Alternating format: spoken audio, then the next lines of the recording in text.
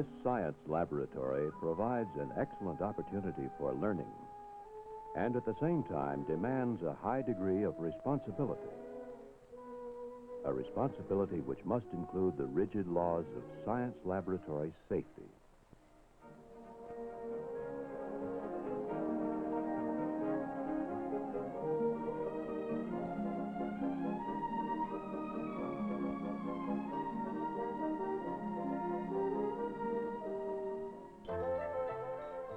As a young adult, safety is not for you a new concept, for it has from the beginning been an integral part of your life. When you came into this world, people were practicing safety on your behalf. Had someone not been looking out for your safety, you might not be here today. The demands of safety sometimes restricted your freedom. But to your parents' dismay, they often found that their restrictive measures were somewhat inadequate.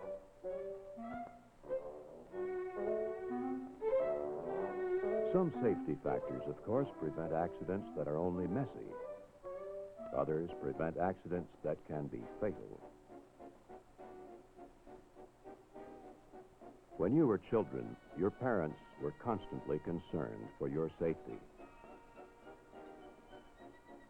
But by the time you enter a science lab, safety must be a very personal matter. As students, you are in many ways already safety conscious. For example, a person who participates in active sports practices safety in a variety of ways. Safety is a subject hard to get away from. You deal with it in every area of life.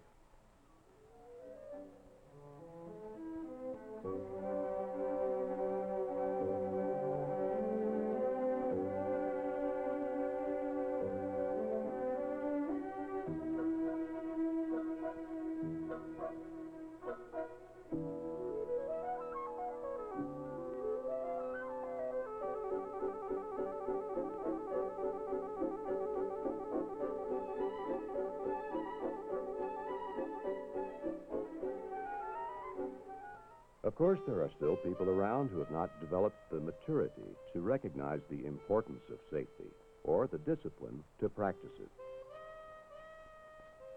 Some people, like this student in the red Hawaiian shirt, lack the kind of responsibility and discipline necessary for safe conduct for themselves and others. They can often be identified as accidents looking for a place to happen. A student is not ready for responsible experimentation until he has developed a respect for the laws of safety which surround him. A science lab is no place for children. Rather, it calls for strict adherence to the laws of safety on the part of people mature enough to act with responsibility and discipline. A modern science lab, however, contains items which can be dangerous only if they are improperly used.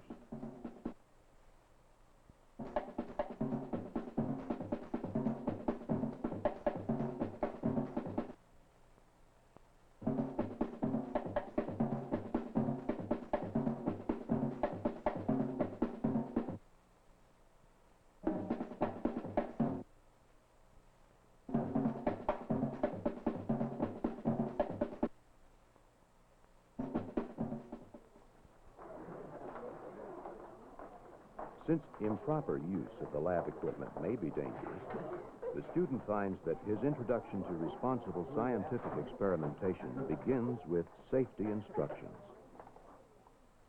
The instructor will first show his students the proper equipment, which is essential to laboratory safety. A working knowledge of this equipment is vital to the student's health and well-being. But this student is ignoring this instruction in safety, just as he ignored the laws of safe driving. Maybe you thought traffic patterns were strictly for automobiles and airplanes. The instructor, however, will convince you that the traffic flow pattern of the lab can be just as important. Accidentally bumping someone carrying acid might call for more than an apology. Freedom of choice is a condition for learning. But an environment of safety must surround that freedom. To enhance this environment, the instructor may substitute the materials required in the experiment. He may restrict the amount of a reagent that is to be used. Or he may suggest an alternate procedure which will provide a safer climate for the experiment. Proper safety procedures are designed to leave both the student and the instructor comfortable in the experimental situation. This comfort can make the lab experiment a pleasant experience and provide for maximum learning.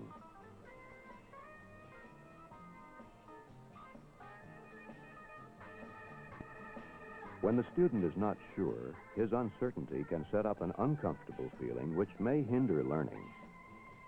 Thus, he must be allowed to question, so that by the end of this session, every student will know exactly how to perform the experiment he is about to undertake. Remember, accidents do not just happen. When they do, someone has created the conditions which caused them. It is possible that someone in this class might, by his irresponsible attitude, be setting up the conditions for an accident.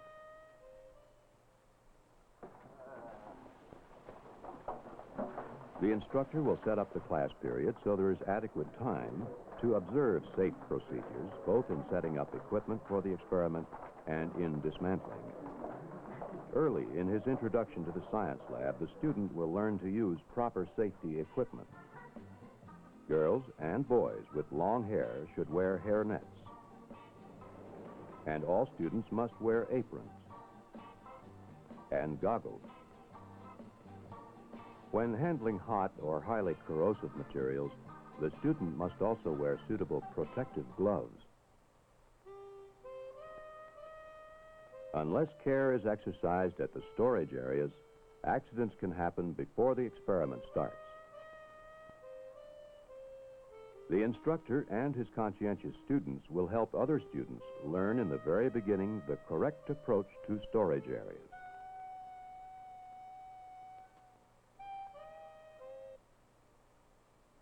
Instructors will limit the number of students in their lab to the structure of the experimental area. A careful instructor knows that crowded conditions must be avoided if an experiment is to be safe. He will stress that the aisles be kept clear so that a student can pass quickly in case of an emergency. In this lab, I have a good group of careful and conscientious students. Many of them have learned well as I have tried to teach them the principles of lab safety. This is supposed to be simple if I just follow instructions.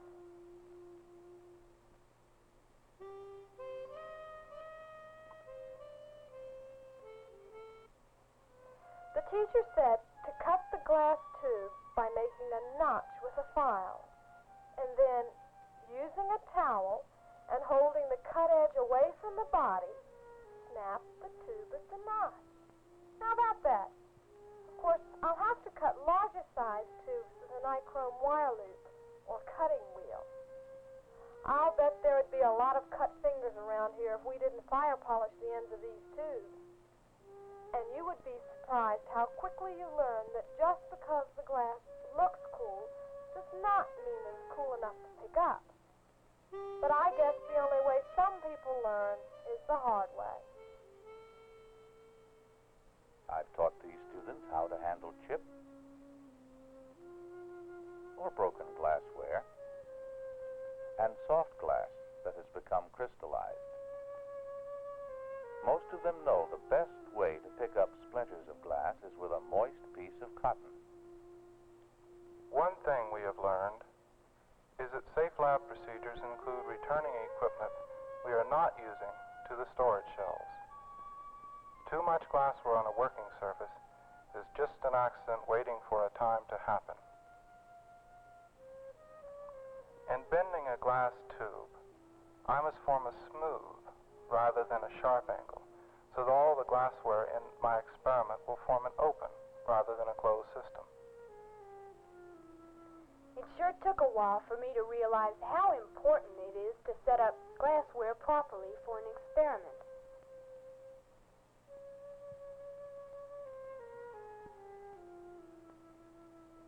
Now, before inserting glass tubes into rubber or cork stoppers, I carefully check the tubing size. I've also learned that applying a lubricant to the tubing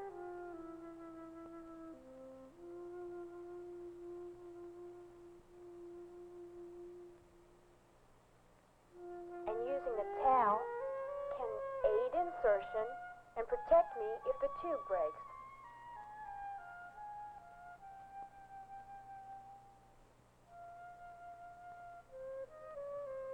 Since a gas flame is essential in a lab, a student must learn to use it correctly. Take care that the flame does not get under a shelf or a cabinet or is not positioned too near the edge of a surface. For obvious reasons, never reach over the flame. Adjust your flame for maximum efficiency and never leave it on when it's not in use. Read the label. Right. Our instructor has said this over and over again. These labels tell me which reagents are potentially dangerous, and they tell me which ones to use in my experiment.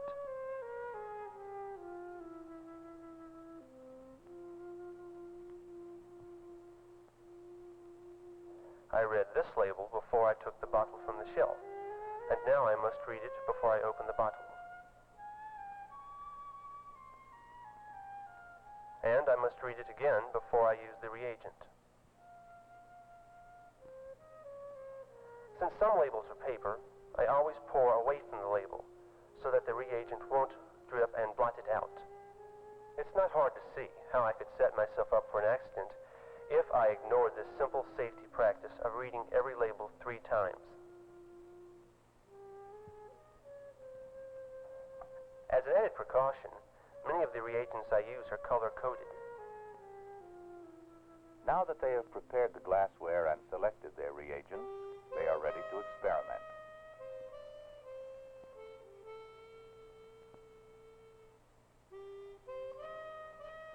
I hope they were all listening when I stressed the importance of lab safety. This one learned how to heat a test tube. He knows he must not hold it still in the flame. And this one knows to use a wire asbestos gauze under any glassware that is to be heated. My students have learned that water should never be poured into acid. The acid is added to the water. It is done slowly, with stirring, during the process.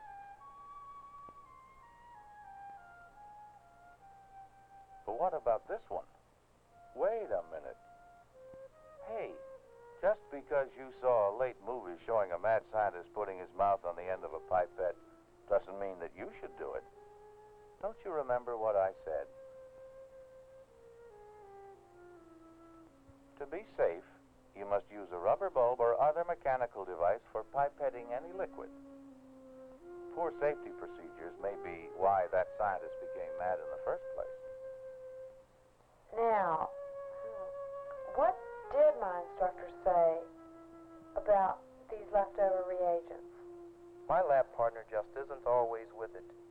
Doesn't she know that leftover reagents should never be put back in the supply bottle? Pour it out.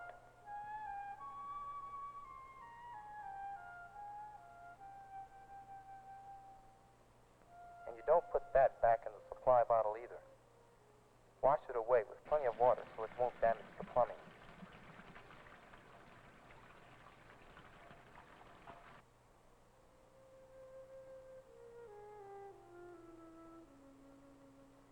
Often during the course of his experiment, the student will want the instructor at his side. The instructor is a part of lab safety, and when in doubt, the student should always consult him. He will discuss the experiment and its safety factors, and will wear the same safety equipment that the student is required to wear. The student finds early in his experimentation that others are also concerned about the safety of the lab. The fire marshal and the principal of the school will make sure that the lab is properly equipped with the necessary safety items.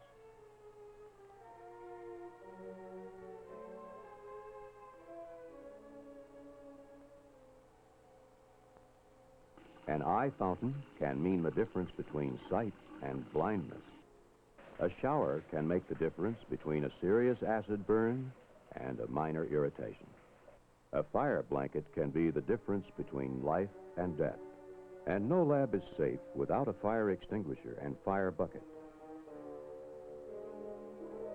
A fume hood is required for experiments involving toxic gases. What happens if a fire alarm is sounded while the lab is in session? Each student is responsible for turning off all gas and water before he leaves the room. Exploding equipment could make the real thing out of what was meant to be a practice drill. After the fire drill, the students return, and upon completion of their experiment, they carefully clean their lab stations. Soap and towels are provided so the student can wash the equipment correctly and thereby protect himself and the next student. The cleanup is vital, and no experiment can be concluded until this task is complete. Remember, in the beginning of our lives, we had other people providing for our safety.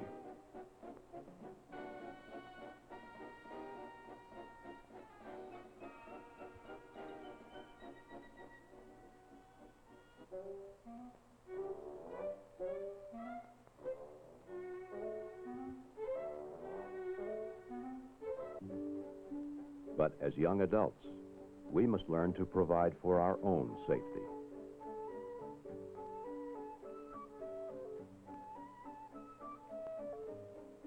Accidents are preventable. They happen because somebody created the conditions which make them possible. You can learn correct safety techniques by observing your instructor, who for his own sake, as well as for his students, will practice safety procedures and exhibit attitudes that his students should follow. But the techniques of laboratory safety are ultimately learned by experience. This means practicing safety from the first day in the lab. Thus, in the final analysis, you are the only person who can provide a safe, pleasant, and productive environment in which to carry out your scientific experimentation.